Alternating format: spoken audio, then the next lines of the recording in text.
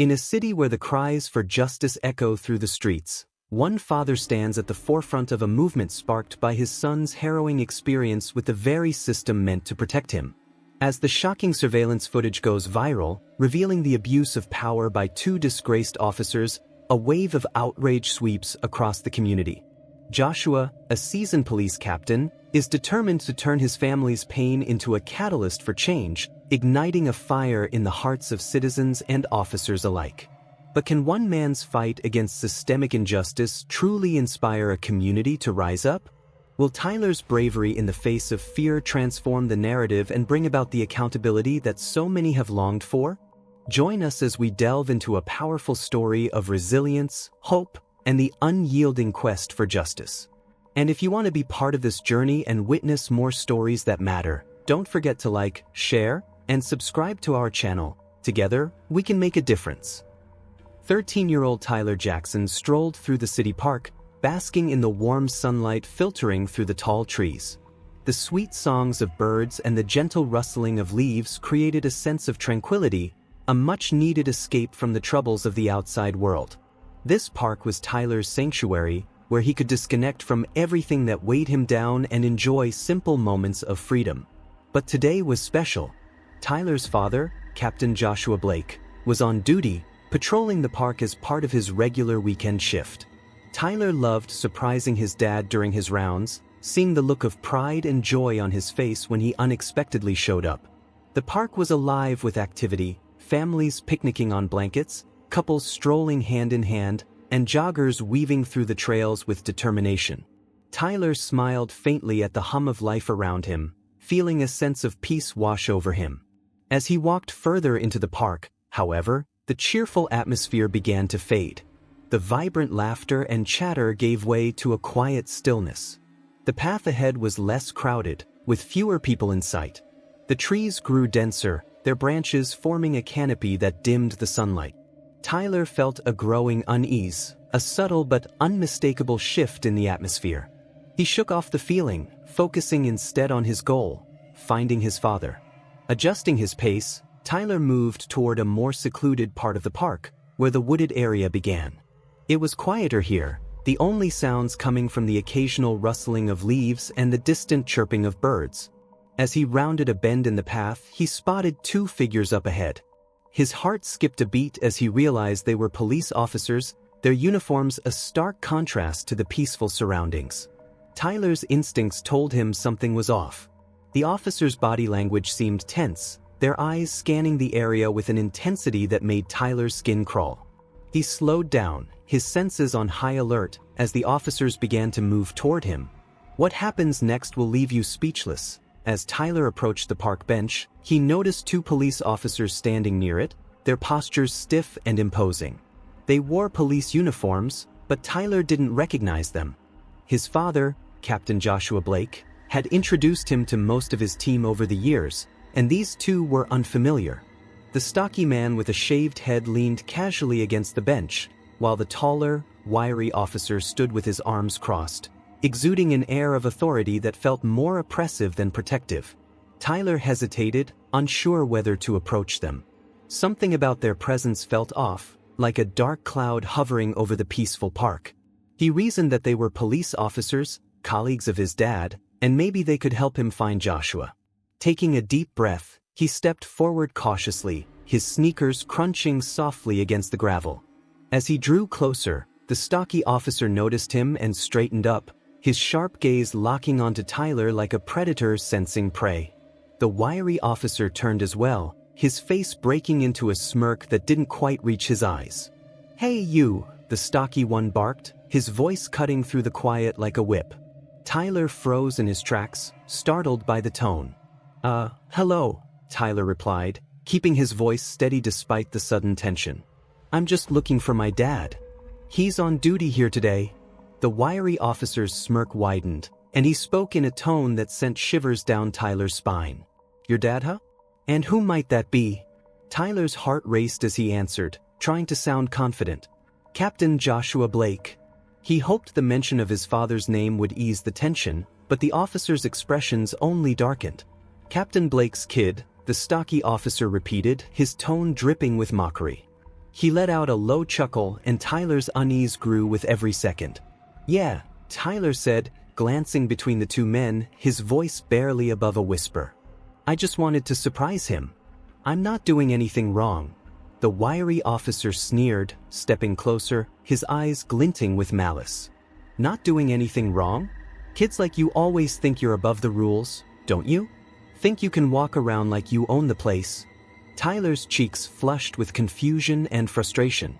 "I didn't mean—" he began, but the officer cut him off, his voice sharp and commanding. "Enough."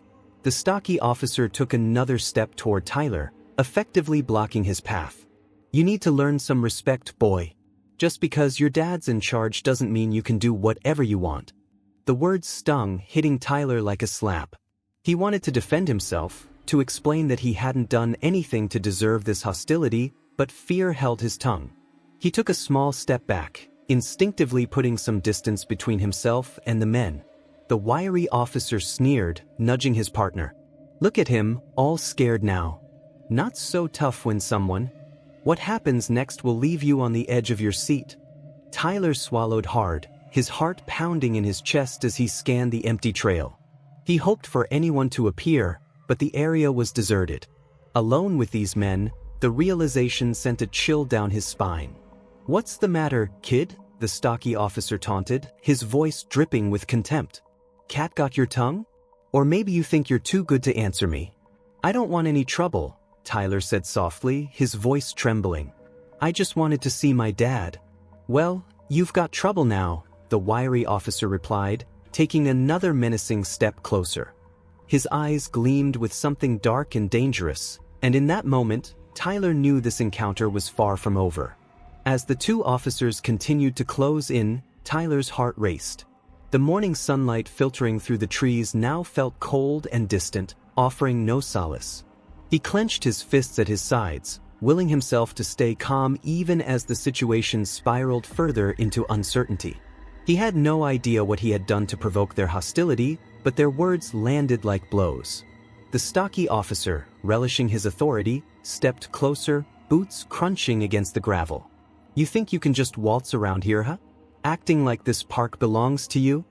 His tone was laced with disdain, and his narrowed eyes bore into Tyler with an intensity that made the boy instinctively shrink back. "I didn't mean any disrespect," Tyler stammered, his voice barely a whisper. "I'm just here to see my dad. He's on duty today." The wiry officer let out a sharp laugh, his smirk widening as he circled around Tyler like a predator sizing up its prey. "Your dad," he repeated mockingly, dragging out the words. "Captain Blake's kid, is that right? What, isn't that something?" Tyler tried to hold his ground, but the weight of their stares made him feel small and powerless. He looked from one officer to the other, searching for any sign of reason, any hint that this might just be a misunderstanding. But their expressions remained cold, almost predatory.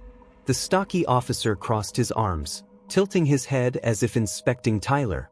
"So what exactly are you doing out here? You think just because your old man wears a badge, you get a free pass to wander wherever you please?"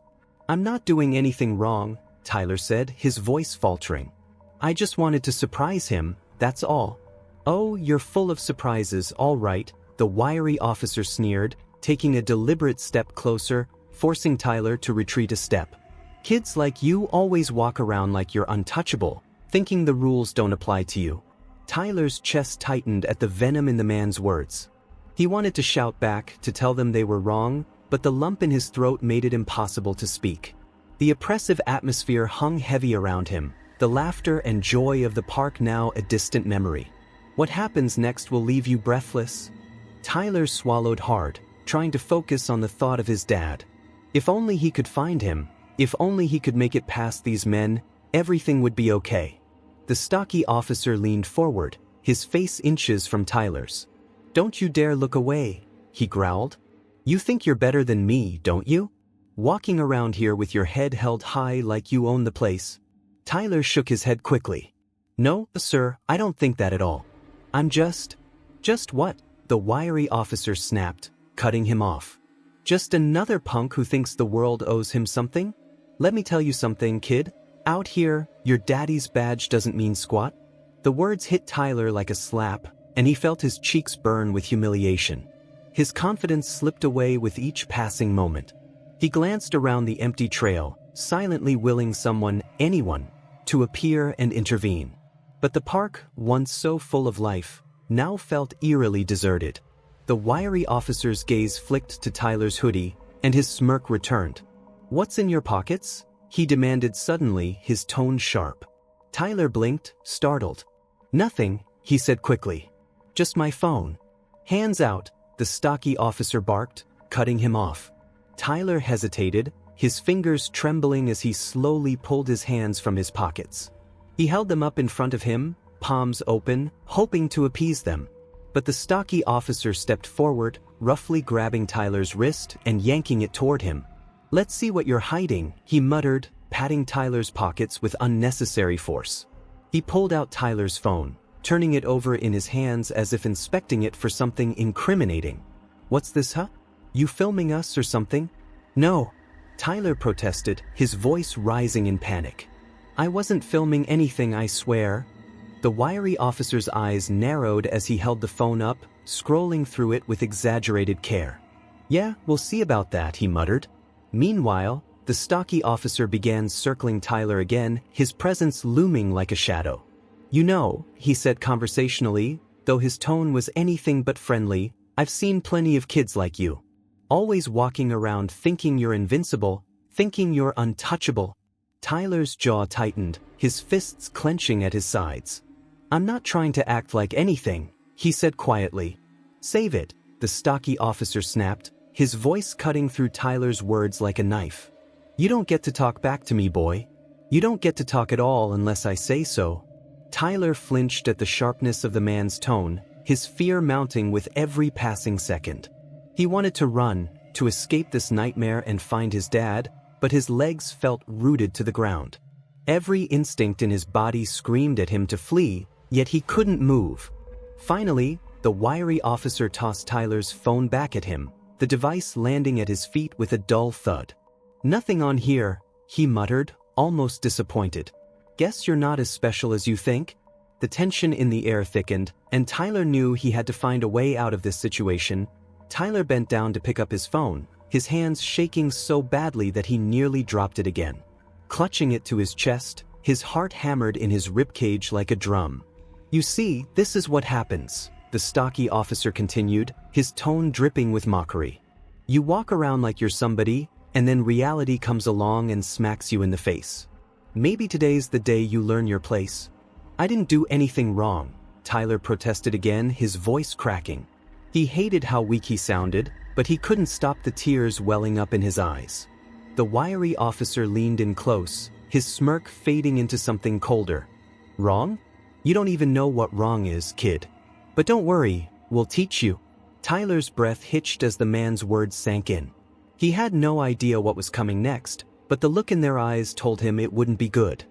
He silently prayed that his dad would show up soon before things got even worse. The tension in the air thickened as Tyler stood frozen, his back pressed against a tree. His fingers tightened around his phone, which now felt more like a lifeline than a device. The two officers loomed over him, their expressions darkening with an unsettling mix of amusement and malice. "You don't look so tough now, do you?" sneered Officer Riley, the wiry one. He stepped closer, his sharp eyes fixed on Tyler like a predator zeroing in on its prey. "All that attitude, and now you're shaking like a leaf." I didn't do anything," Tyler stammered, his voice cracking. He hated how small and vulnerable he sounded, but fear paralyzed him. His eyes darted between the two men, silently pleading for them to stop. "Kids like you never learn, do you?" Miller, the stocky officer, crossed his arms and laughed, a deep, menacing sound that echoed in the quiet of the wooded trail. "Always running your mouths, thinking you're above it all. But not today." His voice dropped, taking on a sharper edge. "Today, we're going to show you what happens when you cross the line." Riley turned toward the patrol car parked a short distance away, his smirk widening. "I think it's time we taught him a real lesson," he said almost gleefully. He walked to the car, opened the trunk, and began rummaging through it. Tyler's stomach churned as he watched Riley pull out a large object. A chainsaw. The sunlight glinted off its metallic blade as Riley carried it back, his steps slow and deliberate. He stopped a few feet in front of Tyler, holding the saw up for him to see. Tyler's breath hitched, his pulse pounding in his ears. He took a step back, pressing himself against the tree, his mind racing as panic set in. The weight of the situation crashed down on him, and he realized he was utterly alone, trapped in a nightmare with no way out. What would happen next felt like a moment suspended in time. Tyler pressed harder against the tree, fear flooding his veins. "What are you doing?" he managed to choke out. "Oh, don't worry, kid," Riley said, his tone mockingly reassuring. "We're just going to give you a little demonstration, nothing you won't forget anytime soon." He placed the chainsaw on the ground, resting one foot on it as he reached down to pull the cord. The machine roared to life, the deafening sound of the blade slicing through the silence. Tyler flinched, his heart racing as the noise filled the air.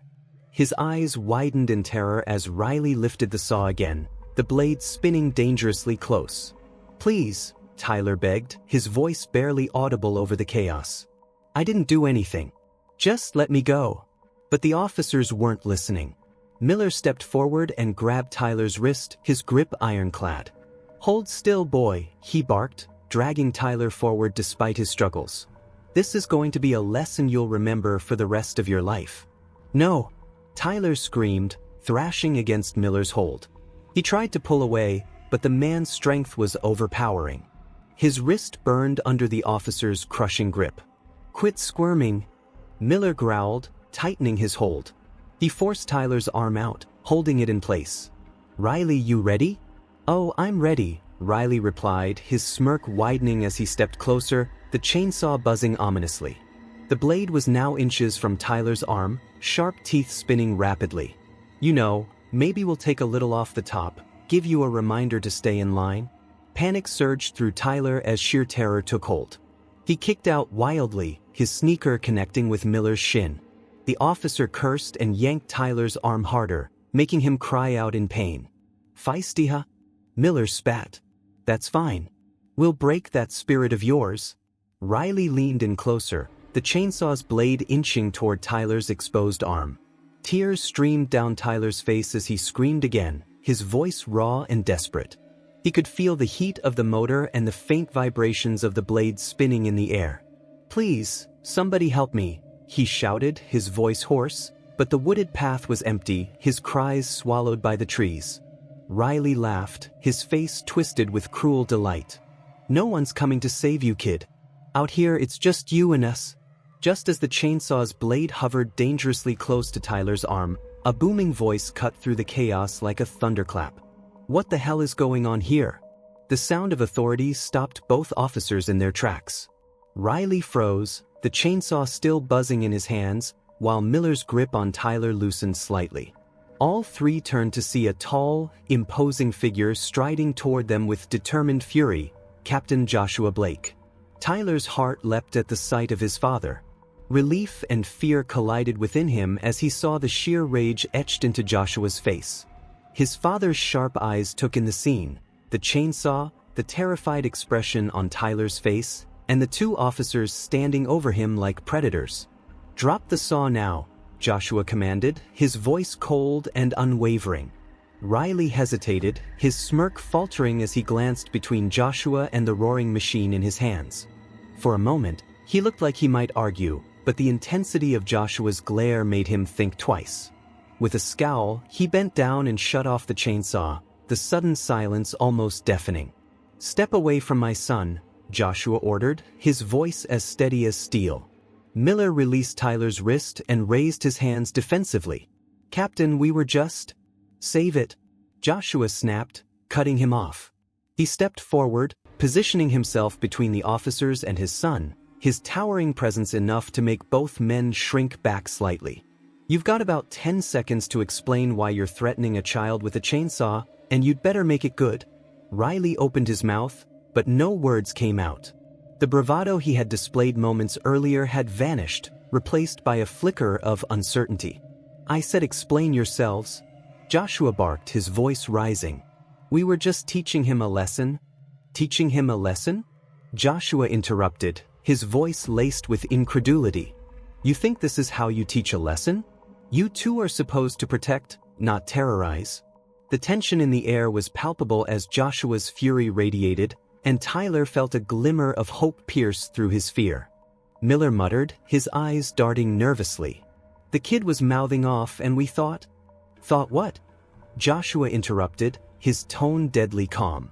"That you could terrorize an innocent boy because you felt like it? That you could use a chainsaw as a weapon against a child?" He took a step closer, fists clenched at his sides.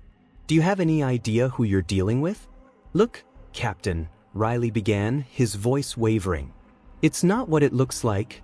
"It's exactly what it looks like," Joshua snapped. He turned to Tyler, his expression softening for a moment. "Are you okay, son?"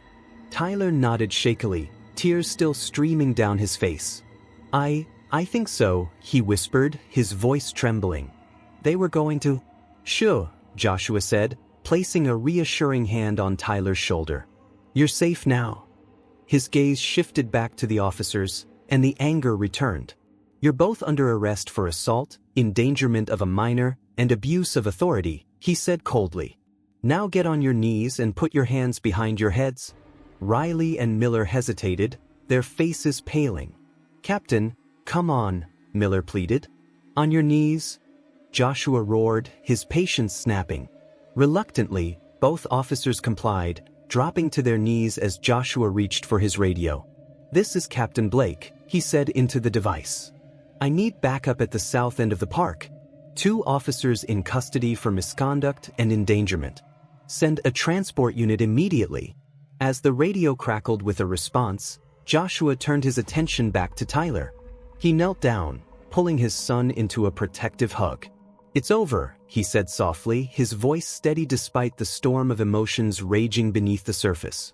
"They won't hurt you again." The sound of sirens echoed in the distance, a sharp contrast to the eerie stillness of the wooded trail. Joshua held Tyler tightly, his heart pounding as he silently reassured himself that Tyler was safe. His arms wrapped protectively around the trembling boy, shielding him from the 2 officers kneeling nearby. Riley and Miller, their arrogance now replaced by uneasy silence, kept their heads down, occasionally exchanging nervous glances. Joshua's radio crackled to life again, confirming that backup was en route. He adjusted the hold on the radio with one hand while keeping his other arm firmly around Tyler. "Stay right here," he murmured softly to his son, his voice gentle yet firm. Tyler nodded wordlessly, his face still pale, his wide eyes fixed on the ground. Joshua rose to his full height, his gaze hardening as he turned his attention back to the 2 officers. The weight of his authority bore down on them as he approached, boots crunching against the gravel. His fists clenched at his sides, and his voice was sharp as a blade. "You've both crossed a line you can't come back from." Riley looked up, his expression a mixture of defiance and fear. "Captain, this is a misunderstanding. We didn't mean any harm." "Stop!" Joshua snapped, cutting him off. His voice carried the kind of authority that demanded obedience. "You didn't mean harm? You threatened a child with a chainsaw. You held him down, humiliated him, terrorized him, and you're standing here trying to justify it?" Miller shifted uncomfortably, hands still behind his head. "Captain, we were just trying to scare him a little. Teach him a lesson. That's all." Joshua's jaw tightened, his patience wearing thin. He pointed a finger directly at Miller, his tone deadly calm. "You think threatening a child's life is a lesson? You think holding my son down while waving a chainsaw in his face is a joke? You don't deserve the badge you're wearing." The sound of approaching footsteps broke the tense silence as a group of uniformed officers arrived on the scene. Their faces were a mix of confusion and shock as they took in the sight of their captain standing over 2 of their own, who were kneeling on the ground with their hands behind their heads. "Captain Blake," one of the arriving officers said cautiously, stepping forward. "We got your call. What's the situation?" Joshua turned to face them, his expression grim. "These 2, he said, gesturing toward Riley and Miller, "have just crossed a line that should never be crossed. They threatened my son with a chainsaw." The air hung heavy with tension as the officers processed the scene, ready to take action against their own. Motioning to Riley and Miller, Joshua said, his voice steady but laced with fury. "They assaulted and endangered my son. They used excessive force, threatened him with a chainsaw, and abused their authority." The officers exchanged uneasy glances. One of them, a younger man with a hesitant demeanor, looked at Riley and Miller, clearly uncomfortable. "Sir, are you sure? Do you think I would call for backup if I wasn't sure?" Joshua snapped, his voice rising. He gestured to Tyler, who was still standing a few feet away, clutching his arms around himself. "My son is right there. He's the victim. Ask him yourself if you have doubts."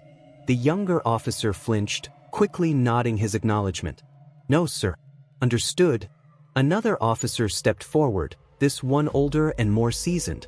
He gave a small nod of respect to Joshua before addressing Riley and Miller. "Stand up slowly. Hands where I can see them." Riley hesitated, his face darkening with resentment. "This is ridiculous," he muttered. "We didn't do anything." "Get up," the senior officer barked, cutting him off. "You're under arrest for assault and misconduct. Don't make this harder than it already is." Miller rose first, his movements slow and deliberate. Riley followed, though his expression betrayed his frustration. The two men were promptly handcuffed, their weapons and badges removed. Joshua watched silently, his hands clenched into fists at his sides. He wanted to lash out, to demand answers for their cruelty, but he knew his priority now was ensuring Tyler's safety and seeing justice served. "Take them back to the precinct," Joshua ordered, his voice cold. "I want a full report on my desk within the hour. Notify Internal Affairs immediately." "Yes, Captain," the senior officer replied, motioning for the others to escort Riley and Miller away. The two disgraced officers muttered under their breath as they were led toward the waiting patrol cars, their shoulders slumped under the weight of their actions. As the backup team began clearing the scene, Joshua turned back to Tyler. The boy was still standing in the same spot, his body trembling despite the warm morning air. Joshua knelt down, his voice softening as he addressed his son. "Tyler, it's over now. You're safe. I need you to tell me if you're hurt." Tyler shook his head, though his voice was shaky when he finally spoke. "I'm not hurt, but Dad, they were going to..." He trailed off, his gaze dropping to the ground as his hands tightened into fists. Joshua placed a reassuring hand on Tyler's shoulder, his heart aching at the sight of his son's fear. "You don't have to say it," he said gently. "I know what they were trying to do, and I promise you, they won't get away with it." The officers who had remained behind began documenting the scene, taking photos and collecting evidence. One of them, a woman with a steady demeanor, approached Joshua and Tyler, her expression serious but compassionate. "Captain Blake, we'll need to take Tyler's statement. It's important for the report." Joshua nodded, his protective instincts flaring. "Just be gentle with him. He's been through enough today." "Of course," she replied, her tone respectful. "We'll take our time." As she led Tyler a short distance away to speak with him, Joshua watched, his heart heavy yet resolute. He knew the road ahead would be difficult for his son, but he also knew that together, they would face it head-on. Justice would be served, and Tyler would heal from this nightmare. The sirens faded into the distance, replaced by the sound of rustling leaves and the quiet determination of a father ready to protect his son at all costs. A professional officer approached Joshua with a clipboard. "Captain Blake, we'll need your statement as well as Tyler's when you're ready." Joshua nodded. "Of course. I'll bring him to the precinct once he's calmed down." He glanced at Tyler, who was rubbing his arms as if trying to shake off the lingering sense of dread. "For now, I just need a moment with my son." The officer nodded and stepped away, giving them space. Joshua turned back to Tyler, placing both hands on his shoulders. "Look at me, son," he said firmly. Tyler lifted his gaze, his eyes brimming with tears. "What happened today was not your fault. Do you understand me? Those men, what they did was wrong, and they're going to pay for it." Tyler sniffed, wiping at his eyes with the back of his hand. "I was so scared, Dad. I thought they were really going to hurt me." Joshua's grip tightened on Tyler's shoulders, his voice trembling with emotion. "I'm so sorry you had to go through that. But you're safe now, and I'll make sure nothing like this ever happens again." Tyler nodded slowly, his expression still troubled but less fearful. Joshua pulled him into a tight embrace, holding him as though he never wanted to let go. For a moment, the weight of the world seemed to lift, replaced by the simple yet powerful bond between father and son. As the remaining officers wrapped up their work and began to leave, Joshua led Tyler toward their car. The path ahead was uncertain, and he knew the fight for justice was just beginning. But as he looked down at his son walking beside him, a newfound strength radiating from him, Joshua felt a flicker of hope. Together, they would face whatever came next. The drive back to the precinct was silent, the tension in the air thick and heavy. Tyler sat in the passenger seat of the patrol car, staring out the window, his hands clasped tightly in his lap, knuckles white. Joshua glanced at his son briefly, his jaw tightening at the sight of the boy's pale, frightened expression. His grip on the steering wheel was firm, his knuckles almost as white as Tyler's hands. Every fiber of his being burned with anger, but he forced himself to remain calm. The real fight was just beginning, and he needed to be focused. Behind them, another patrol car followed closely, carrying Riley and Miller in the back seat. Both officers sat rigid, their faces pale and drawn. The earlier bravado that had fueled their actions was long gone, replaced by a growing realization of the consequences they now faced. Joshua's call for backup had been swift and decisive, ensuring that there would be no escape from accountability. As they pulled into the precinct parking lot, Joshua parked the car and stepped out, walking to the passenger side to open Tyler's door. "Come on, son," he said gently. Tyler nodded and climbed out, his legs trembling slightly as he stood. Joshua placed a reassuring hand on his shoulder, guiding him toward the building. The other patrol car stopped behind them, and the officers escorting Riley and Miller exited the vehicle. They opened the back doors and pulled the disgraced officers out, cuffed and visibly uneasy. Riley's face twisted into a scowl as he caught Joshua's eye, but he said nothing. Miller, on the other hand, muttered under his breath, though his words were inaudible. Inside the precinct, the usual hum of activity slowed as heads turned to watch Captain Blake walk in, his son by his side and two handcuffed officers following behind. Whispers rippled through the room, a mix of curiosity, confusion, and disbelief. Joshua ignored the stares, his focus solely on ensuring Tyler's safety and initiating the next steps of the investigation. "Bring them to holding," Joshua said to the officers escorting Riley and Miller, his tone cold and his authority unyielding. "I'll handle the rest." "Yes, Captain," one of the officers replied, leading the pair toward the holding cells. Riley and Miller exchanged nervous glances but remained silent as they were taken away. Joshua knelt down in front of Tyler, placing both hands on his son's shoulders. "I need you to stay in my office for a little while, okay? I'll be right there as soon as I finish this." Tyler hesitated, his eyes filled with lingering fear. "What's going to happen to them?" he asked softly. "They'll be dealt with," Joshua assured him, his voice steady but firm. "They're going to face the consequences of their actions. You don't have to worry about that." Tyler nodded, though uncertainty still clouded his expression. Joshua pulled him into another embrace, knowing that while the road ahead would be. Joshua took a deep breath, steadying himself. "Now I need to focus on making sure everything is handled properly. You've been incredibly brave, Tyler. Just hold on a little longer." Tyler nodded slowly, his trust in his father evident despite his shaken demeanor. Joshua led him to his office and gestured for him to sit on the couch. "If you need anything, just let me know," he said softly.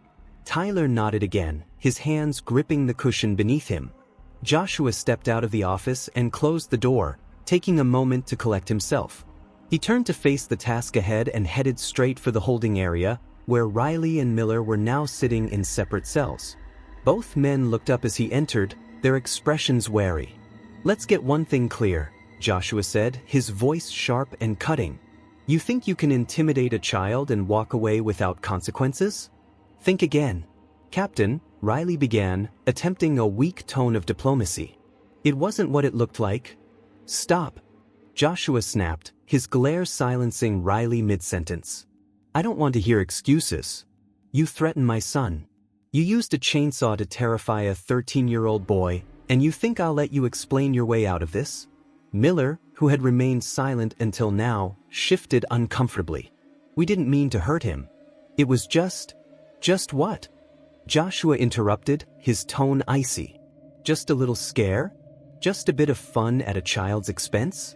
You're supposed to protect the people in this city, not terrorize them. And today, you showed exactly why you don't deserve that badge. Riley's scowl deepened, his pride clearly stung.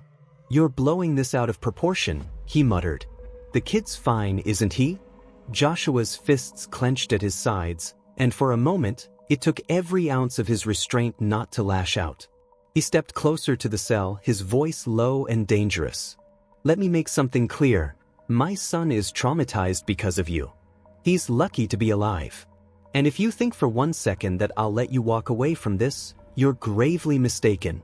Riley and Miller exchanged uneasy glances, their earlier confidence crumbling under Joshua's unwavering fury.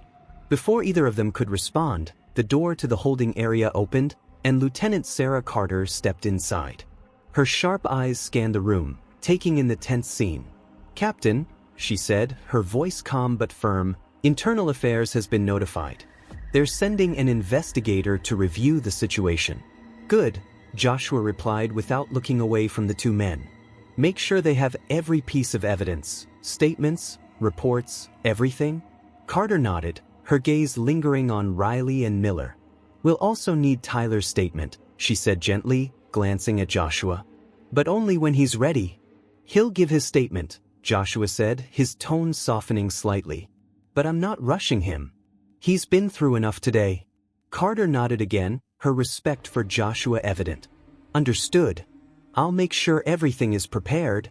As Carter left the room, Joshua turned back to Riley and Miller, his expression hardening once more. You've got a lot to answer for, he said, his voice cold. And believe me, you will. With that, he turned and left the holding area, his mind already racing with the next steps. The fight for justice was far from over, but he was determined to see it through. For Tyler, for every child who deserved to feel safe, and for the integrity of the badge he wore. The precinct buzzed with activity, the weight of the day's events rippling through its walls. Officers moved with purpose, their hushed conversations punctuated by occasional glances toward Captain Blake's office. Inside, Joshua sat at his desk, his face set in a grim expression as he sifted through paperwork. Every detail of the incident needed to be documented with precision. There could be no room for misinterpretation. Tyler sat quietly on the couch, his knees drawn to his chest. He hadn't said much since they returned, and the silence between them felt heavy. Joshua looked up, his gaze softening as he took in his son's exhausted posture. Setting down his pen, he stood and walked over to sit beside him. How are you holding up, kiddo? Joshua asked gently, placing a reassuring hand on Tyler's shoulder. Tyler shrugged, his voice barely audible. I'm okay, I guess. Just tired. Joshua nodded, his heart aching for the boy. I know this has. Do you really think they'll get punished, or will they just get away with it? Tyler asked, looking up at his father, his eyes filled with both fear and hope. They won't get away with it, Joshua said firmly, his resolve unyielding. Not this time. We have the evidence, the witnesses, and your statement. I won't let this slide, Tyler. You have my word. The sound of a knock at the door interrupted their conversation. Lieutenant Carter stepped in, a file folder tucked under her arm. Captain, she said, her tone professional but tinged with concern. The Internal Affairs investigator has arrived. They'll need to speak with you and Tyler. Joshua nodded, standing and motioning for Tyler to stay seated. I'll go first. Give Tyler a little more time. Carter gave a small nod of understanding before stepping aside to let Joshua pass. As he left, he glanced back at his son. You're safe here, Tyler. I'll be back soon. Tyler nodded, clutching the cushion beside him as the door closed softly behind Joshua, leaving him alone with his thoughts. In the conference room, Joshua met Detective Ramirez, the Internal Affairs investigator assigned to the case. She was a sharp-eyed woman with an air of quiet authority. Her presence commanded respect without the need for theatrics. Captain Blake, she greeted him, extending a hand. Thank you for your cooperation. I understand this is a difficult situation. Thank you, Detective, Joshua replied, shaking her hand firmly. I'll do whatever it takes to ensure justice is served. This isn't just about my son, it's about making sure officers like Riley and Miller are held accountable. Ramirez nodded, opening her folder and flipping through its contents. We've reviewed the preliminary reports, but I'll need your detailed account of what happened. Joshua recounted the events with precision, his voice steady despite the anger simmering beneath the surface. He described how he found Tyler, the chainsaw, the officers' behavior, and the threats they made. He didn't hold back, ensuring every detail was laid bare. Ramirez listened intently, jotting down notes as he spoke. When he finished, she leaned back in her chair, her expression thoughtful. Your account matches the initial statements we've gathered, she said. We also have corroboration from the officers who arrived on the scene, as well as evidence collected at the park. What about Tyler's statement? Joshua asked, concern etched on his face. He's been through a lot, but he's ready to talk when you need him, Ramirez assured him. I want to ensure he's comfortable and supported. This is a traumatic experience for him, and we don't want to add to that. Joshua's shoulders relaxed slightly, appreciating her approach. Thank you. He's a brave kid, but this has shaken him. As their conversation continued, Ramirez's phone buzzed. She glanced at the screen, her brows furrowing slightly. We've also pulled surveillance footage from the park, she said. It's being reviewed now. If it shows what you've described, it'll solidify the case against Riley and Miller. Joshua nodded, relief washing over him. That footage could make all the difference. When the meeting concluded, Joshua returned to his office to find Tyler sitting up straighter, his expression slightly more composed. How'd it go? Tyler asked quietly. It went well, Joshua replied, sitting beside him again. They're taking this seriously, and they'll want to hear from you when you're ready. Tyler hesitated, his fingers fidgeting with the hem of his hoodie. What if I mess up? What if they don't believe me? They'll believe you, Joshua said firmly. Just tell the truth. That's all you need to do. Tyler nodded, his resolve strengthening. Okay, I'll do it. Shortly after, Ramirez arrived to take Tyler's statement. Joshua stayed close by, offering silent support as his son recounted the events. Tyler's voice wavered at times, but he pushed through, his words painting a vivid picture of the fear and humiliation he endured. When he finished, Ramirez offered him a small, reassuring smile.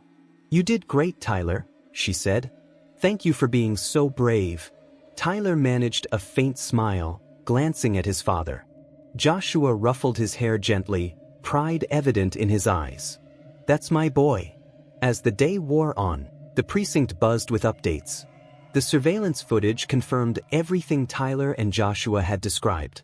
The video showed Riley holding Tyler down while Miller wielded the chainsaw, their cruel laughter and taunts echoing in the audio. The evidence was damning, leaving. The surveillance footage from the park had gone public, igniting a wave of protests across the city. Riley and Miller, the disgraced officers, were facing serious charges: assault, endangerment, abuse of authority, and misconduct. At the center of it all stood Joshua, his towering frame commanding attention as he prepared to address the crowd. Beside him sat Tyler, shoulders back and head held high, though his hands fidgeted nervously in his lap. Despite the trauma he had endured, Tyler insisted on being here, wanting to see the fight for justice through to the end. His presence was a silent declaration of strength and resilience, and Joshua couldn't have been prouder. Taking a deep breath, Joshua stepped forward. The low hum of murmured conversations died down as all eyes turned to him. His voice, steady and filled with conviction, cut through the silence. What happened to my son 2 days ago was more than a personal attack.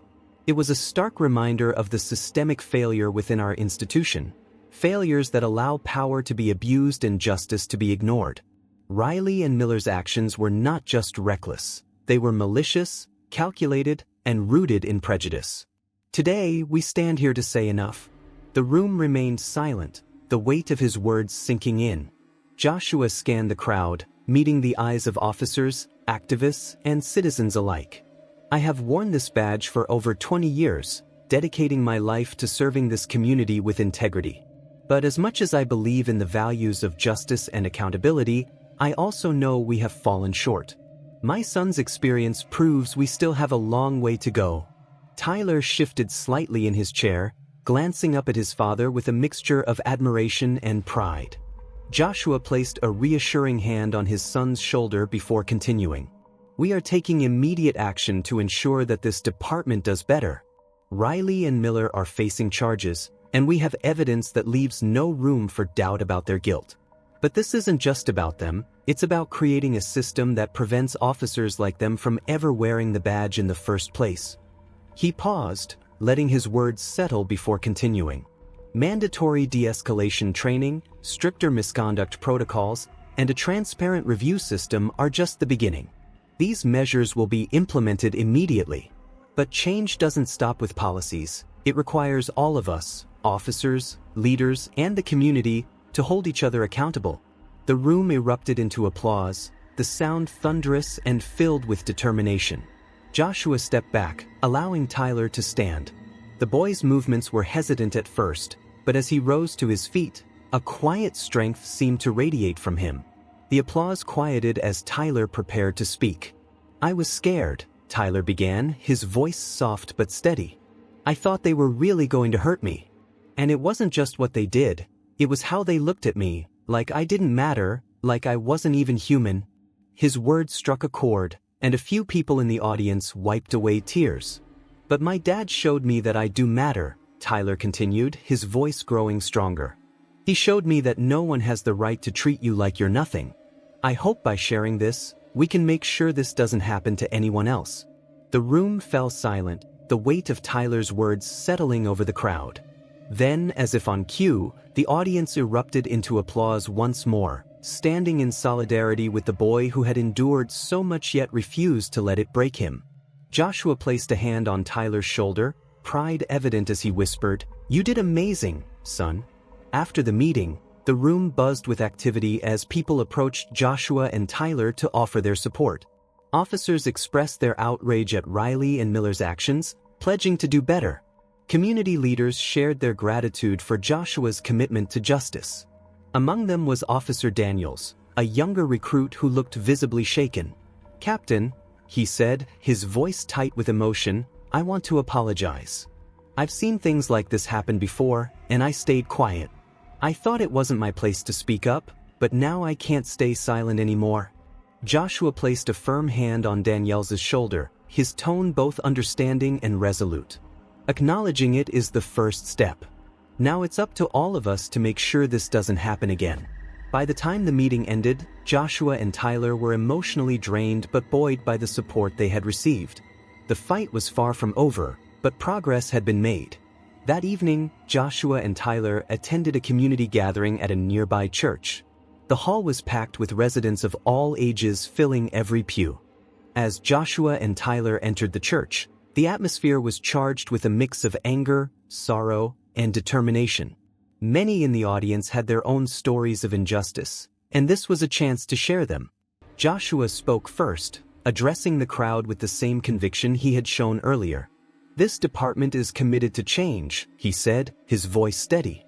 "And I'm committed to ensuring that every officer understands their duty to serve and protect, not to intimidate and harm. But we can't do it alone. Change requires all of us to work together." When Joshua finished, Tyler stood again. This time, his voice was steadier and his words carried even more weight. "I never thought something like this would happen to me," he said. "I thought police were supposed to help people. But that day, I learned that some people abuse their power, and it's not right." He paused, scanning the room. "But I also learned something else. I learned that we can fight back. We can stand up and make things better, not just for me but for everyone." The crowd erupted into applause, many standing to show their support. Tyler's bravery had touched everyone in the room, inspiring hope and determination. Later that night, as Joshua and Tyler returned home, the weight of the day began to lift. They sat together on the couch, the television playing softly in the background. For the first time in days, the house felt peaceful again. "Dad," Tyler said, breaking the silence, "do you think they'll really go to jail?" "They will," Joshua said firmly. "The evidence is overwhelming, and with the support we have, they won't be able to escape justice." Tyler nodded, a faint smile tugging at the corners of his lips. I'm glad. I don't want anyone else to go through what I did. Joshua placed a hand on his son's shoulder, his expression filled with pride. Because of you, Tyler, things are already starting to change. The night ended quietly, father and son drawing strength from each other's presence. The road ahead would be long and challenging, but together they were ready to face it. For Tyler, the fear was still fresh, but his father's unwavering support gave him hope. For Joshua, the fight for justice was more personal than ever. He vowed to ensure that his son's ordeal would be a catalyst for change, a step toward a world where no child would have to endure what Tyler had. Call to action. The story of Tyler and Captain Blake serves as a powerful reminder that no one is above accountability and that standing up for justice can create real change. Tyler's bravery and his father's unwavering determination have sparked a conversation that can no longer be ignored. Now, we invite you to join the fight for justice. Share your thoughts and experiences in the comments below. Let's create the community where every voice matters and every story is heard. Get involved. Speak up. If you've witnessed or experienced injustice, don't stay silent. Your voice can inspire change. Educate yourself and others. Learn about the issues in your community and share that knowledge with friends and family. Support local organizations. Find and support organizations that work toward justice and accountability in your community. Advocate for change. Contact your local representatives and advocate for policies that promote transparency and accountability in law enforcement. If you found this story inspiring, like, share, or subscribe to our channel for more stories that matter. Your support helps us shine a light on injustice and inspire action. Together, we can make a difference.